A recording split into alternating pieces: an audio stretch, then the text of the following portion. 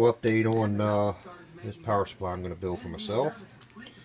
Basically, I'm going to mount it on a piece of plywood to fit in this cabinet that I got, so I can be able to slide it in and out in case I ever have to service it. So I thought about wrapping this whole thing in a piece of metal, but it's just going to be a little bit more work than I wanted to really do. So what I did is I took some copper strap, and I'm going to mount it to the heatsink on the side here. I made L brackets, and we'll mount it to each and every transformer. That way everything's grounded together. And I'll attach this piece here to the two pieces of heatsink. I'm using some old Texas Star heatsink that I had laying around. But I figured I'd give a little update and show you what I got going on. We'll be back. Update on what we got going on. I started mounting transformers. I figured I'd throw a video in here real fast. I've got all my rectifiers are drilled and tapped and ready to go. We're going to be using these blocks for the rectifiers. So for each transformer that I'm going to put in here will have its own block. So there's going to be 6 transformers on this job. So just giving you a little update. Got my copper tabs all drilled out and everything's ready to go. So we'll be back with an update. A little update. We got everything mounted. Still got to tighten up the transformer bolts though. Have to flip it over for that. But we got the rectifiers in. All tied in with the transformer. So just a little update showing you what's going on. We'll be back with more.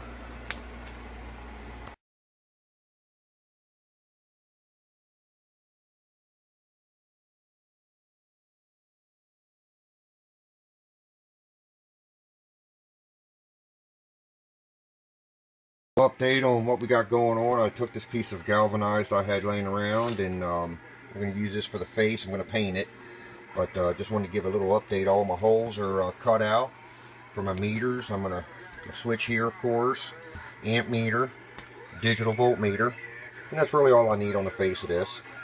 So it's all ready to go. Everything's drilled, and I'm going to sand it down now and throw a coat of paint on it, and that'll be my face.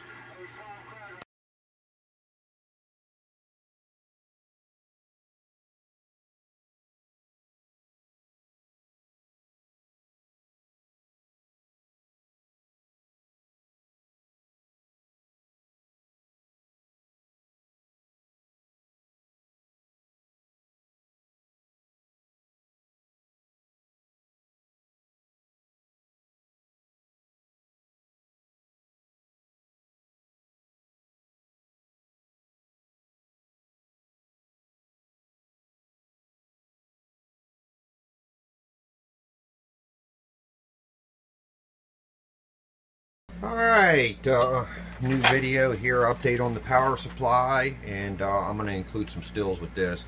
But we just built this 6 transformer. It should be 480 amps. It's 220, hooks up to 220. I still have a few more odds and ends to still do to it. I got to get a couple more screws for the bottom of the case. For the bottom of it, but I figured, well, you know, I got to run out to the hardware store for that. But it's pretty much done. There it is, fired up. Digital voltmeter on it. Got an amp meter on it. Basically, this is a 480 amps, but I don't think that we're going to pull no more than probably 400, maybe 300. I don't know. We'll put, they're going to put a 24 pill on this, is what they're going to do. So. But about the only thing that I think I would probably do with it is I might say put casters on it, because it is heavy. It takes 2 of us to move this around.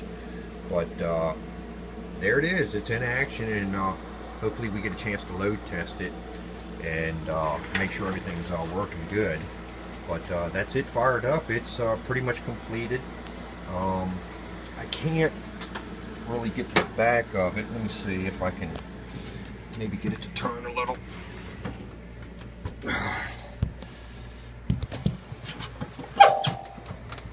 Oh yeah, she is heavy. I'm gonna give you a little gist of the back. Okay, let me throw the other light on. There we go. So 1/2 inch. That's Teflon, not the regular Delron like most of these power supply guys are doing. Round, all brass, 3 fanned. So, and this was an old surplus case the guy found, and I made everything work in it. And then the cool thing is that if the supply ever has to be serviced, the whole unit will slide out the face of it. I built it all on a piece of wood.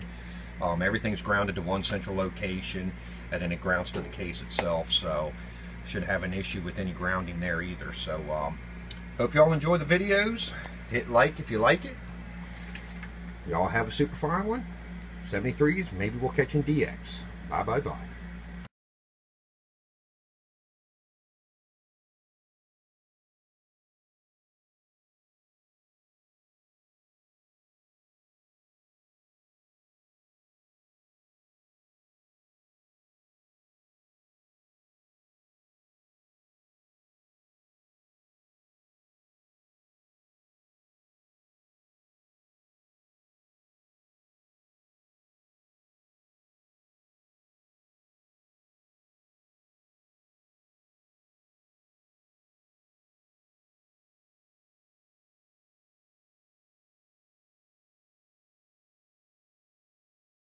Alright, good day YouTube subscribers. Finally got my big power supply for the shop finished off. I sold my other one that I had in the shop that I was using. So I was using my Green Monster, which is a 450 amp power supply.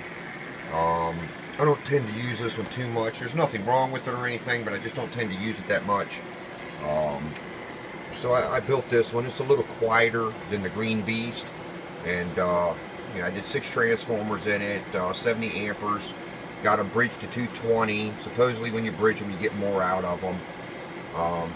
The way I calculated it up, it should be about 480 amps. I have a funny feeling it's a little bit more than that because I've had a 24 pill on it, and no problems. But here we go. About the only thing I got to do on it is figure out what's up with this amp meter. It's not reading correctly, and I think the shunt that I bought, even though the side of the shunt says 450 on it, I think it's more or less a mismark, and it's probably a 600 amp because it's definitely not reading correctly.